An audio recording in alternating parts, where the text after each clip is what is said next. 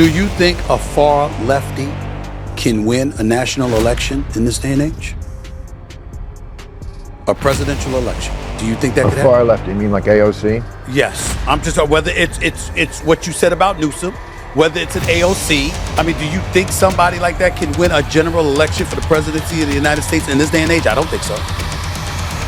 I don't think so either. On Stephen A. Smith's show, Ma came in with pure fire, unleashing a passionate takedown of the so-called woke mob, Hollywood, and the Democrats. He criticized them for staying trapped in their own echo chamber, refusing to confront reality, and avoiding the hard truths that need to be faced. To me, the Democratic Party is a ghost brand. You know what a ghost brand is? It's like Sears or, General Electric. It's still a company, Abercrombie and Fitch, but they've really fallen on hard times. Yeah.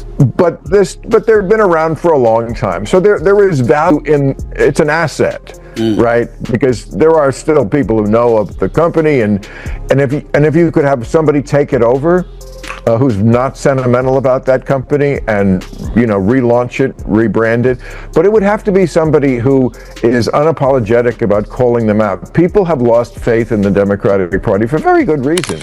With sharp force, he took aim at the DNC, calling out what he sees as glaring weaknesses in their attempt to reclaim the White House. The sharp-tongued comedian didn't hold back, delivering his critique with unfiltered intensity and leaving no room for doubt about where he stood. Bill Maher, the one and only Bill Maher, is with me right now. What's going on, big time? How are you, sir? How's everything?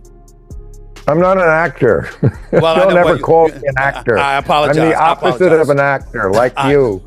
Actors are avoiding the truth and playing parts. We're real and telling what's real. Well, thank you so much. I appreciate I correct myself. Thank you for the reminder. Bill Maher opened by tearing into Hollywood, blasting entertainment elites for burying their heads in the sand and refusing to face reality. He then shifted his fire toward politicians, accusing them of acting more like performers than genuine leaders, slamming their failure to be honest with the American people about what's really happening. No one was spared, and Maher made it clear he wasn't sugarcoating anything. The sting hit hardest once it became clear which political party he was zeroing in on. But before that moment, Stephen A. Smith pressed him on Jimmy Kimmel's return to late-night television, and Maher had plenty to say. He insulted MAGA. That's different. And he didn't lie. He said what he thought was true, which I disagreed with. I mean, I gave my spiel about it on the show last week, and, it was basically saying something very different than what Jimmy said. I don't think he got it right. I think he's, quite frankly, in his liberal bubble, which is why, let's be real, those shows are struggling, is because they, I think, arrogantly dismiss half the country. They don't speak to them, let alone for them. This is exactly why Bill Maher rubs so many people the wrong way. Unlike his late-night peers, he isn't afraid to scorch his own side, while figures like Jimmy Kimmel and his liberal allies remain nestled in their echo chamber, surrounded by guests who echo every word back to them. More than 95% of their lineups feature staunch liberals repeating the same script, with conservatives either excluded entirely or replaced by safe Republicans who pose no real challenge. But here's the twist, that formula is backfiring. These shows are losing cultural traction because they've cut off half the country. By silencing voices that could have brought authenticity and unpredictability, they've drained away the edge that once made late-night television matter. That's a problem. And in the liberal bubble, it had to be someone who was also MAGA, who shot a MAGA guy. My piece was just about how you can't even try to make sense politically of a lot of these people who committed these political atrocities, because they're just crazy, and it's I wish it was politics. That would make it a lot easier. It's actually nihilism. They don't believe in anything. Ma drives the point home by exposing what he sees as the core of liberal thinking. In their view, conservatives are written off as backward, ignorant, and fundamentally lacking respect for human life. MAGA supporters, he argues, are caricatured as mindless zealots, people who can't grasp common sense, can't be reasoned with, and can't be trusted in any meaningful debate. That smug stereotype, he says, is something liberals refuse to let go of. So when Jimmy Kimmel rushed to slap the MAGA label on the perpetrator, it wasn't about facts or evidence. It was about reinforcing a script that paints conservatives as dangerous, irrational, and inevitably guilty. It was a hypocrisy Maher called out with brutal clarity. They're all over the map politically. They just want you to hurt like I do. And that's where that was. Jimmy had a different take. He's allowed to have a different take. He's allowed to be wrong. You know, some of this stuff gets put out there and then it becomes like the narrative. He lied. He didn't lie. His take was just wrong in my view. And he didn't insult the person that they were worried about getting insulted. And on that score, yes, I mean, I've been always clear about what I think about there's no quarter for people who forgive any kind of political violence. Once you start with, yeah, but you know, what he said was terrible. I don't care. Irrelevant if you think whatever you think of it. We don't shoot each other in this country. Ma underscores one of his core principles: freedom of speech. He makes it clear that no one should be silenced or erased simply for holding a different opinion. America, he argues, was built on open debate and the free exchange of ideas, where disagreements are met with dialogue, facts, and common sense, not cancellation. Democracy, he warns, thrives on opposing perspectives, and losing that means losing the essence of America itself. How did you feel about Trump's reaction to Jimmy Kimmel being pulled off the air? And his reaction, I mean, when Charlie Kirk got assassinated, the first words that came out of Trump's mouth is that it was the left. And obviously when Jimmy Kimmel said what he said, Trump wanted him pulled off the air, even though it was the FCC chairman that really went about the business of making threats along those lines. What were your thoughts about all of that? Trump, Maher argues, isn't acting at all. He comes across as the real deal. There's no mask, no hidden script, and no polished performance designed to fool anyone. What you see is what you get. That raw authenticity is what fuels the fierce loyalty of his supporters, who value that he doesn't pander to Washington insiders or Hollywood elites. Unsurprised? I mean, come on, Donald Trump's been on the stage a long time. You always know he's going to go 100 miles an hour in that direction. You know, he is an actor who commits to the part. Man, does he talk about actors, as long as we're on that. Right. By contrast, the left showcases career politicians and media darlings who thrive on pretense, staged theatrics, and hollow pandering. They recite carefully scripted lines to win applause but rarely take the risk of standing up for truth. Maher's point lands sharply. Trump may be flawed, but at least he's real. And in today's political circus, authenticity is a rare commodity. The irony, he adds, is that it's now the left that finds itself loudly shouting about free speech. But I will ask you this. When you look at Trump and some of the things that he says, what are you more concerned about in this day and age, Bill? Is it how the right feeds off of what he says, or is it how the left reacts to what he says?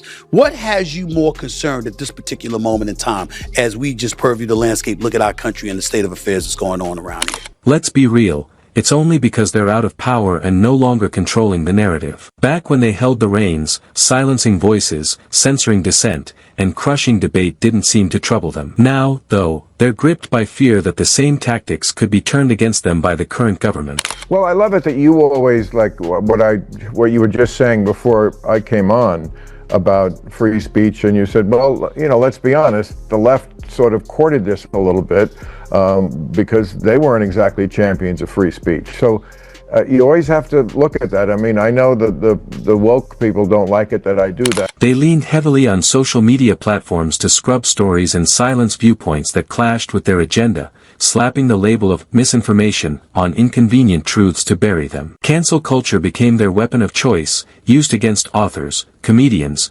journalists, and even ordinary people who dared to challenge their orthodoxy. But now that the tables have turned, they've suddenly rediscovered their supposed devotion to free speech, and the hypocrisy couldn't be more glaring. They've really fallen on hard times. Yeah. But they've been around for a long time. So there is value in, it's an asset, right? If you could have somebody take it over, you know, relaunch it, rebrand it, but it would have to be somebody who is unapologetic about calling them out. People have lost faith in the Democratic Party for very good reasons. You know, you're the only one I hear who, like, doesn't look like he cares what the other Democrats will say about it. I don't care. I really don't. Right, I know. I don't give a damn what they say. I really don't. I know. Bill is spot on. The Democratic Party has become little more than a shadow of its former self. Outwardly, it still moves and tries to project life, but inside it feels hollow, stripped of real substance. There's nothing inspiring left to energize people, no unifying leader, no bold message breaking through, no fresh policies that resonate with everyday Americans. Instead, the party clings to a failed playbook, recycling stale slogans and outdated strategies. What remains looks less like a movement and more like a lifeless machine running on fumes. Even its so-called stars struggle to spark enthusiasm or provide true direction. Maher's warning cuts deep. Unless Democrats snap out of this zombie-like state, they're not just risking irrelevance, they're heading straight for extinction. But you also have faith in California Governor Gavin Newsom, did you not? I love him as a candidate. Yes, I mean you're right. He's not exactly what I'm describing now. Right. I think he'd be a great candidate. He has shown in recent months the ability also to move to the center. He would have to do it a lot more. Mm-hmm. But as a candidate, he looks great. Great speaker, very forceful, can be mean, which is really important, mm-hmm. and he can do it. He also has the backing, or certainly should, of where the energy is in the Democratic Party, the far left, because, he's been out front on a lot of very liberal issues. Maher shows a bit of inconsistency when it comes to Gavin Newsom. He clearly admires the California governor, often defending and praising him. Yet, when asked about Newsom as a presidential contender, he hesitates, and that says a lot. Newsom is tied to the very system dragging the DNC down, with California's struggles on homelessness, taxes, and business flight dimming his appeal. Even one of his biggest admirers can't fully endorse him as the party's savior. If Maher won't buy in, why should anyone else? He went too far left for me often, but it is encouraging to see that in at least 3 places I can think of, he has moved it back to the center, but he's got a long way to go if he wants to do that. Do you think a far lefty can win a national election in this day and age? A presidential election? Do you think that could happen? Far left, you mean like AOC? Yes. I'm just whether it's what you said about Newsom, whether it's an AOC. I mean, do you think somebody like that can win a general election for the presidency of the United States in this day and age? I don't think so. AOC and Zoran Mdani may generate excitement among Gen Z, but to many Americans they come across as loud voices pushing lofty, unrealistic policies rather than offering real solutions. They dominate social media and grab headlines, yet that visibility doesn't necessarily translate into real influence or power at the ballot box. I don't think so either. I mean, that's, anything is possible, and possibly it would excite a certain group of people who have not voted. What if 80% of Gen Z voted? Could then a Mondami-like candidate win? I guess so. But I'm not expecting that to happen, and I don't think it's the smart bet for the Democrats. On this point, Maher is exactly right. The far left may be loud and popular within its own circles, but it doesn't have what it takes to win national elections for the Democrats. Popularity isn't the same as electability, and recent races have shown that trending online doesn't get you into the White House. What truly wins is a grounded message with broad appeal, and that's the piece the far left is still missing. There was an article in the Atlantic this week about Democratic leadership keeps saying the Democrats should change course away from the far left, but they're not doing it. They'd all read that article. And to me, if they're not doing it, they're not paying attention to what's going to win. They just want to vent. I'm listening to Jasmine Crockett. I'm like, that verbiage ain't going to work. AOC could win the Senate seat and take it from Chuck Schumer in New York City, but that's not going to win a general election. So Ramondani might win the mayor's seat in New York City, and Trump and his acolytes may be scared to death that it's going to permeate throughout the country because of what happened in Minnesota, what's happening in New York City, what potentially could happen in California. But that's not the entire country. So for me, I'm very, very worried about the left because you should be focusing on trying to win the midterms, and I don't see that happen. The left has hit a breaking point, and if Democrats want to win again, they need to step away from the far-left fringe. AOC-style politics may excite activists online, but it drives away the middle of the country, the voters who decide elections. To stay alive, the party must leave its bubble, connect with centrists, and even find common ground with some on the right. Politics is about coalitions, not echo chambers, and isolating themselves with purity tests only guarantees defeat. Maher's warning is clear: unless Democrats face reality and rebuild trust with ordinary people, the ghost party will keep drifting toward extinction. That's it for today's video. Don't forget to like and subscribe for more.